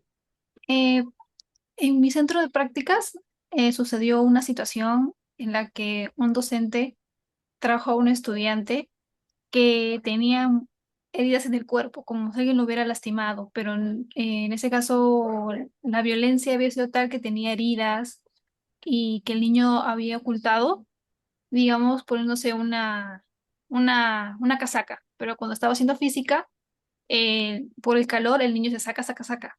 Entonces el docente detecta eso, se acerca al estudiante y le pregunta, ¿no? Y lo trae al departamento de psicología, ¿no? Diciendo de que el niño dice que en su casa su mamá se enojó tanto con él que optó por quemarlo y le dejó heridas en los brazos al niño. Bueno, ya no, yo, no, en realidad era un chico de primero de secundaria, pero resulta que vivió esa experiencia, ¿no? Entonces, la docente trajo al estudiante junto con la auxiliar para poder intervenir en esta situación. No, Ujú. entonces en esa posición de practicante, no, no, o sea, no sabía cómo apoyar en este caso esa situación y cómo se debería abordar ese caso, ¿no? Y si en ese caso fuera yo la psicóloga de planta de la institución educativa y esté colegiada, etcétera, cómo también se tendría que abordar ese caso ya, porque prácticamente la docente es como dejó al estudiante y procede a hacer lo que se tiene que hacer, imagino una denuncia o algún procedimiento que permita al estudiante pues ser derivado porque ya hubo un caso, ya, o sea, ya es un caso de violencia, no es algo que uno, digamos, se pueda manejar dentro de la institución, sino que ya es un caso sí ya grave. Y el colegio, digamos, como que la docente, como que sentí que no quería hacerse cargo de eso y lo dejó en el departamento de psicología para que ahí uno pudiera atender a esa situación. Entonces, quería saber más o menos el protocolo que se tiene que seguir para poder abordar eso. Gracias. Ok. Sí, es un tema bastante delicado el que comentas y sí, efectivamente hay todo un procedimiento que se tiene que realizar. A veces, claro, los profesores, incluso nosotros como psicólogos o la misma institución, ¿no? Tratan de evadir, ¿no? Porque decimos, wow, es un problema, ¿no? Y no quiero problemas. Sin embargo, pues nosotros como psicólogos lo que hacemos primero es informar. En este caso no eres tú sola, hay un docente de convivencia, ¿no? Hay toda una organización, hay un grupo de trabajo que tiene que ver pues con lo que es la parte de convivencia escolar. Entonces, el psicólogo solamente es el soporte, es el apoyo, porque quien se encarga de todo el manejo y todo el procedimiento que se tiene que realizar, ¿no? Para poder informar al OGEL, de repente el tema de Demuna y todo, es la misma institución y hay un coordinador de convivencia escolar. No sé si en tu colegio habrá, y tiene que haber, sobre todo un colegio nacional, se llama Comité de Gestión de Convivencia, si no me equivoco. Entonces, hay un docente encargado que es el responsable y el psicólogo es apoyo. El psicólogo no es responsable. Entonces, este docente, que es el, como que la cabeza de todo ese equipo, el psicólogo es un miembro más, ¿no? Que está de soporte, es quien se encarga de llevar a cabo este procedimiento. Entonces, ahí se activan lo que se llaman los protocolos de violencia, ¿no? Entonces, lo que tendría que hacer allí es reportar el caso. Ellos reportan en principio a la plataforma CICB. No solamente se ingresa la información o los problemas de violencia que hay entre los estudiantes, no, sino que hay todo un tema, ¿no? Está entre estudiantes, ¿no? Por un lado, también hay violencia de parte del docente hacia el estudiante o del estudiante hacia el docente, ¿no? O cuando se ocurren, pues, en situaciones ya del entorno de la familia de los estudiantes, ¿no? Entonces, a ti como psicóloga, ¿qué te correspondería hacer? Bueno, hacer la entrevista, conversar con el estudiante, llamar a la mamá, pero para eso, como te repito, no estás sola. Tiene quien se hace responsable de la situación es el encargado, es el coordinador de convivencia escolar. Ah, ya. Sí, sucede que, lo que usted comenta, lamentablemente no sucedió porque se llamó al docente del comité, incluso se habló con el director para que pudiera velar por el bienestar del estudiante y el director dijo que no, que lo podían llevar al estudiante, o sea, iban a separarlo de su mamá y que iba a haber todo un problema. Entonces el director dijo que no se iba a hacer eso, ¿no? Que se quede allí. Entonces, también hubo un negativo por parte de la docente, porque quien lo trajo fue la auxiliar, la docente del curso. Y también vino la señorita encargada de, creo que se llama Toer, así le llamaban, algo así. Así le Sí, llaman. Y no, dijeron que no iban a hacerlo. Entonces, felizmente, que una señorita serumista ingresó en los últimos días, ¿no? Y justamente estaba la psicóloga ahí. Entonces dijo, voy a hacer la denuncia. Entonces llamó, etcétera, o sea, ahí no estuve yo ya que hice exactamente porque en mi caso terminó mi horario de prácticas y ya se quedó. No pude quedarme para más o menos ver qué se tenía que hacer. Pero en el caso que me comentó después de unos días, es que tuvo que ir a la comisaría con el estudiante. Pero antes de ir a la comisaría, habló con el estudiante y le hizo una serie de preguntas, hizo un informe rápido en su laptop, hizo que lo firmara el director, no, ese no lo firmó el director, lo firmó ella, pero antes de eso llamó a fiscalía para saber qué se tenía que hacer. Y la señorita de fiscalía le dijo que tenía que hacer la denuncia, pero que tenía que presentar un reporte de los hechos, ¿no? Cuándo fue, a qué hora fue, quién fue la persona que tenía, esa, quién le probó, quién le hizo eso, ¿no? Si alguien estuvo ahí, hizo todo ese reporte rápido en un documento y lo imprimió. Y como yo estaba ahí junto con otros practicantes, nos dijo hablen con él para que no se vaya. Entonces, la señorita se fue, imprimió, y cuando llegó, se llevó al estudiante en un taxi. Y ahí ya no supe qué pasó. Y después de unos días me comentó que se tuvo que quedar ahí, llamaron a la mamá no estaba, y tuvo que quedarse esta tarde en la comisaría hasta hacer la denuncia, porque nadie más o sea, nadie más hizo nada, ¿no? Y después la mamá llegó a la comisaría, se quejó que por qué estaban haciendo esto, todo eso, pero digamos que la psicóloga no tuvo el respaldo de nadie. Y a mí me sorprendió porque en ese momento, si uno no sabe, digamos, intervenir en ese tipo de casos, entonces te pueden demandar, digamos, por no haber denunciado a tiempo en esa situación, ¿no? Porque por haber visto o saber de la Te haces información, cómplice. ajá, desviado cómplice. Entonces, no sé si eso afecta a la colegia, o sea, afecta a nivel profesional a uno, nos pueden también multar el colegio de psicólogos por haber hecho algo así, ¿no? Entonces, esa era mi preocupación, porque a veces Claro. no sé qué pasó y me sorprendió porque no pensé que iba a pasar eso. Sí, es lamentable ese tipo de situaciones, pero como te digo, claro, básicamente las personas, nadie se quiere hacer problema, nadie quiere hacerse responsable, ¿no? Y valiente que fue la señorita, la colega serumista, de denunciar el caso, ¿no? Porque es cierto que a veces nosotros callamos, ¿no? Y eso es omisión. Y al omitir ya estamos siendo cómplices. ¿No? Entonces, claro, no es algo que quizás se haga a propósito o con la intención, tal vez, pero a veces no nos queremos ganar un problema, ¿no? Pero bueno, felizmente que ella procedió y a veces sí, si ocurren ese tipo de situaciones de violencia dentro de las instituciones, ¿no? Ya sea de padres a hijos, incluso docentes, ¿no? Y todo este tema que ya, como digo, ya está reglamentado, hay protocolos de atención, o sea, no es que no se sepa qué hacer y a los docentes los capacitan, no simplemente de que hay un tema acá de que no se quieren involucrar, ¿no? Entonces, si hay una denuncia de promedio hacia tu persona directamente, ¿no? Entonces, bueno, queda como una mancha en nuestro legajo, ¿no? Pero si eso no existe, no tendrías por qué estar preocupada tú, digamos. Pero, como bien lo dices, ¿no? Este tipo de situaciones ocurren, ¿no? Y aquí los padres necesitan, pues, una llamada de atención, ¿no? De repente, no ante esa situación, pues al niño lo van a llevar necesariamente, salvo que sea algo repetitivo, que venga de tiempo, ya todo un historial, ¿no? Pero para eso ya las autoridades se encargan de hacer las evaluaciones. Se supone que para eso están preparados, ¿no? Para poder buscar, indagar, ¿no? Y sobre todo buscar, hay una ley incluso que se llama, que está regida por un principio, ¿no? Que busca el interés superior del niño, se llama, ¿no?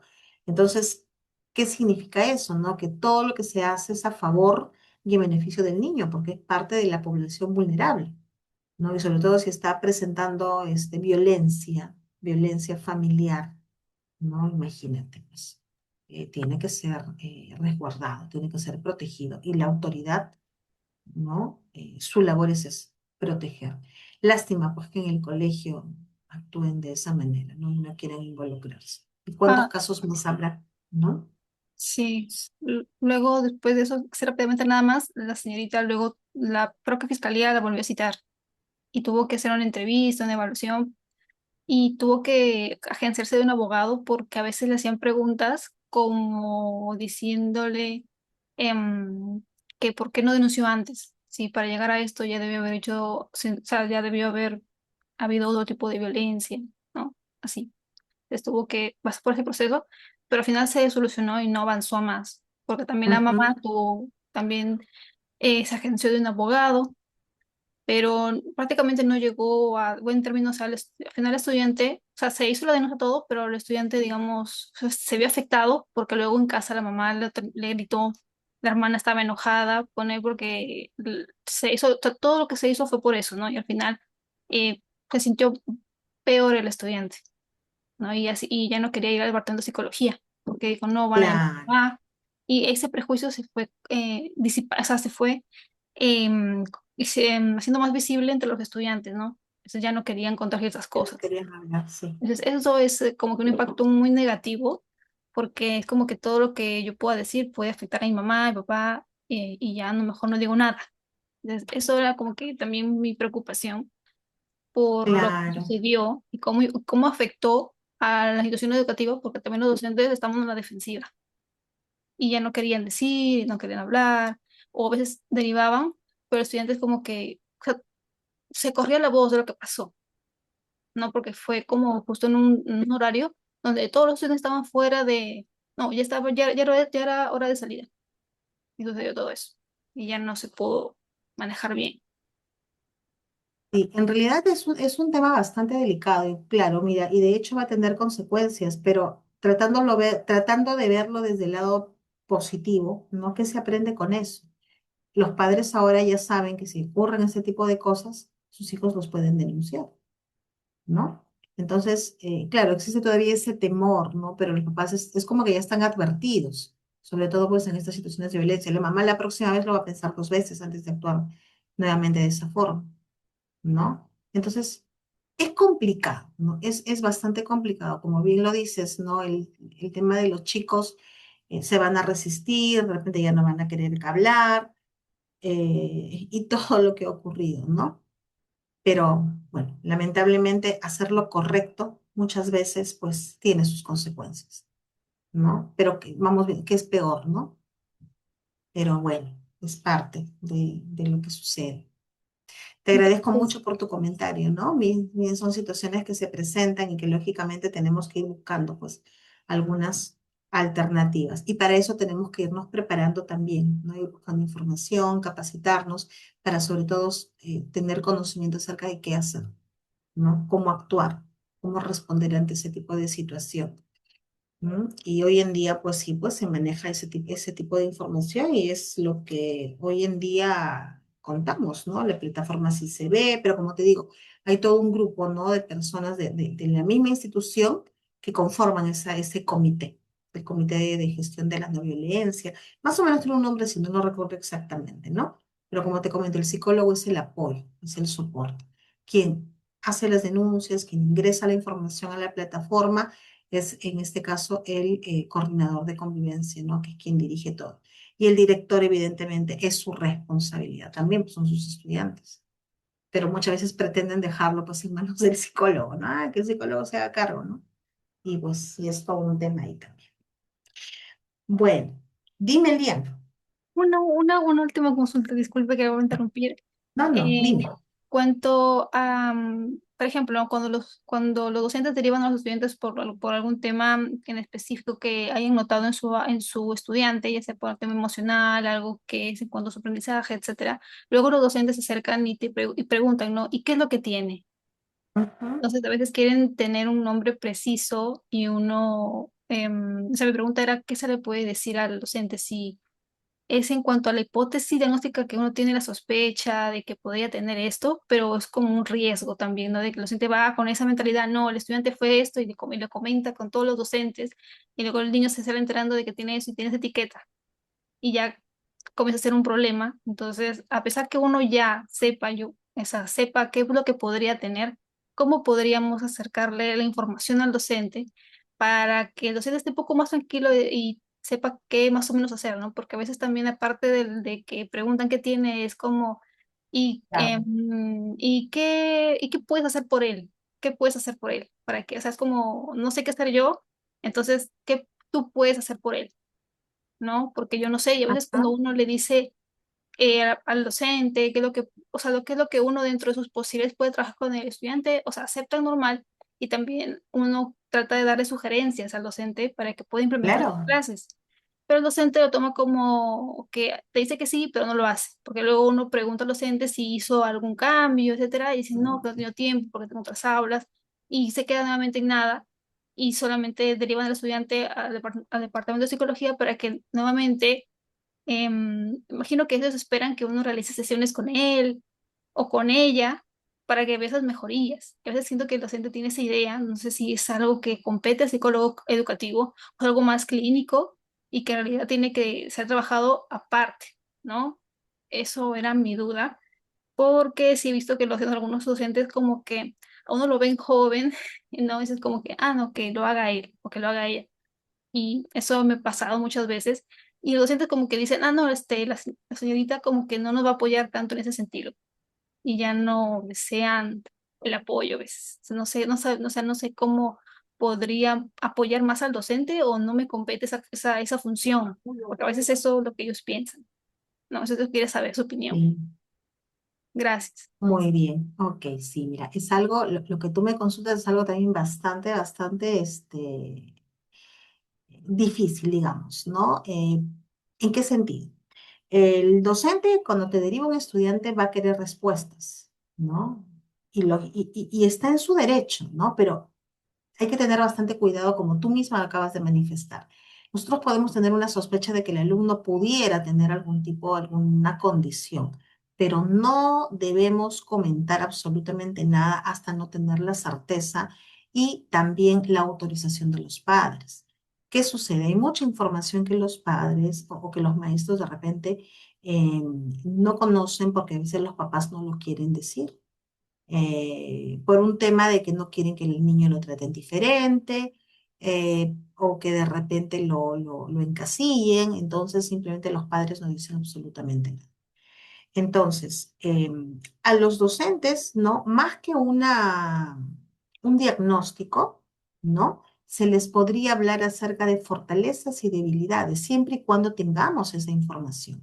Si no tenemos información, si no hemos evaluado al niño, pues no podemos decir absolutamente nada. Simplemente, ¿no? El niño está en un proceso de evaluación, ¿no? Si lo hemos derivado, de repente el niño se le ha derivado a otro especialista, ya los papás nos van a traer alguna información. Ahora te puede decir de repente, y mientras tanto, ¿qué hago yo? Entonces, en base a la información que tú tienes, puedes darle sí pautas al maestro acerca de qué hacer dentro del salón, ¿no? De repente algunas adaptaciones, vamos a decir, es un niño que se distrae demasiado, ¿no? Y tú tienes sospecha que es un chico que tiene TDAH, pero no tienes todavía la certeza porque no hay un diagnóstico, no hay una evaluación integral, pero tú tienes ya que recomendarle al docente, ¿no? Por ejemplo, en la vida lo puede tener al niño sentado al lado de una ventana, porque todo lo que pase por ahí el niño lo va a distraer, ¿no? Entonces, ¿de qué le vas a hablar tú? Ah, este niño necesita profesora, esta niña tiene probablemente, tiene dificultades en su atención, hay que trabajar de esta manera, le recomiendo esto, lo otro, siéntela más cerca de usted, dele instrucciones más precisas.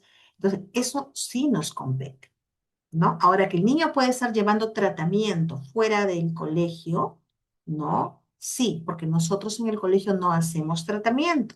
Lo que nosotros hacemos básicamente es dar orientaciones, ser soporte, ¿no? Incluso cuando llegan las evaluaciones de afuera, somos como que los intermediarios entre la información que viene de afuera y lo que podría ser, lo que podríamos transmitirle al docente para que esa información que viene de afuera sea más digerible para él y lo puede entender. Porque incluso esos informes psicológicos, psicopedagógicos, vienen con recomendaciones, ¿no? Y para eso es importante reunirse con los padres y sobre todo pedirle el consentimiento, ¿no?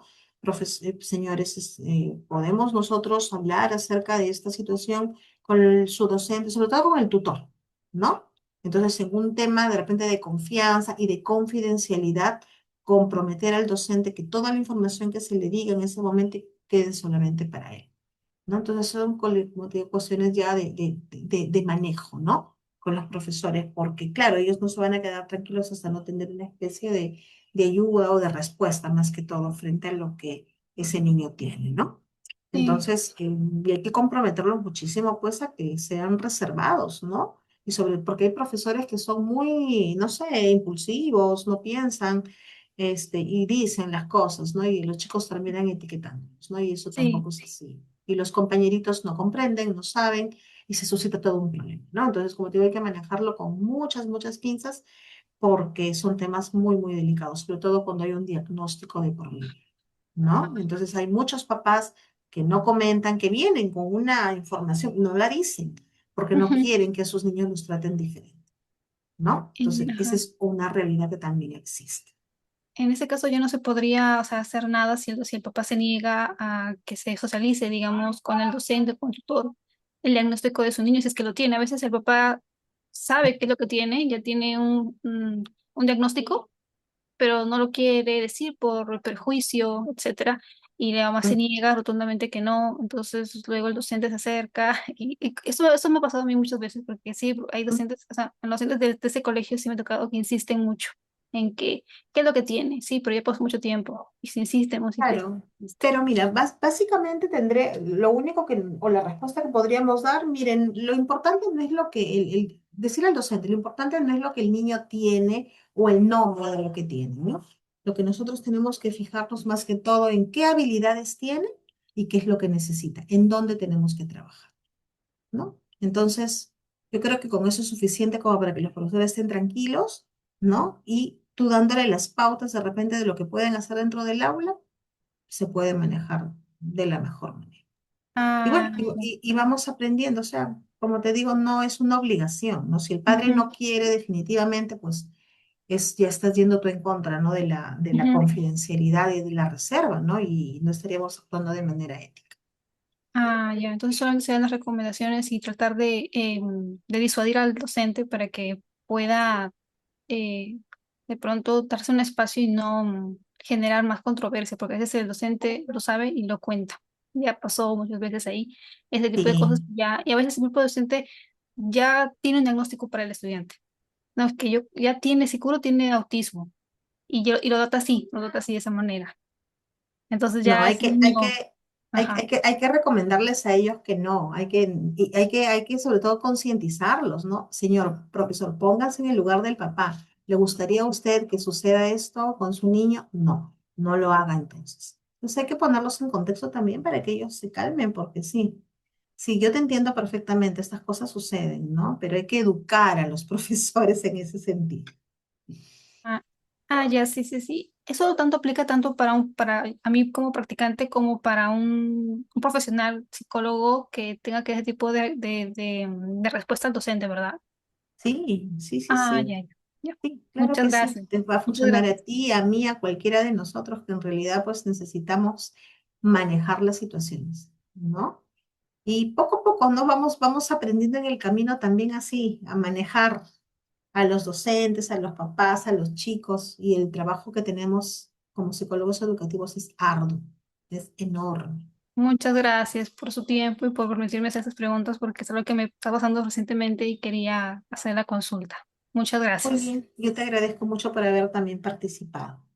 Bien, listo. Con esto nos despedimos. Muchísimas gracias por haberse conectado y bueno, Dios mediante, quizá por ahí nos estaremos encontrando. Cuídense mucho. Gracias. Hasta luego.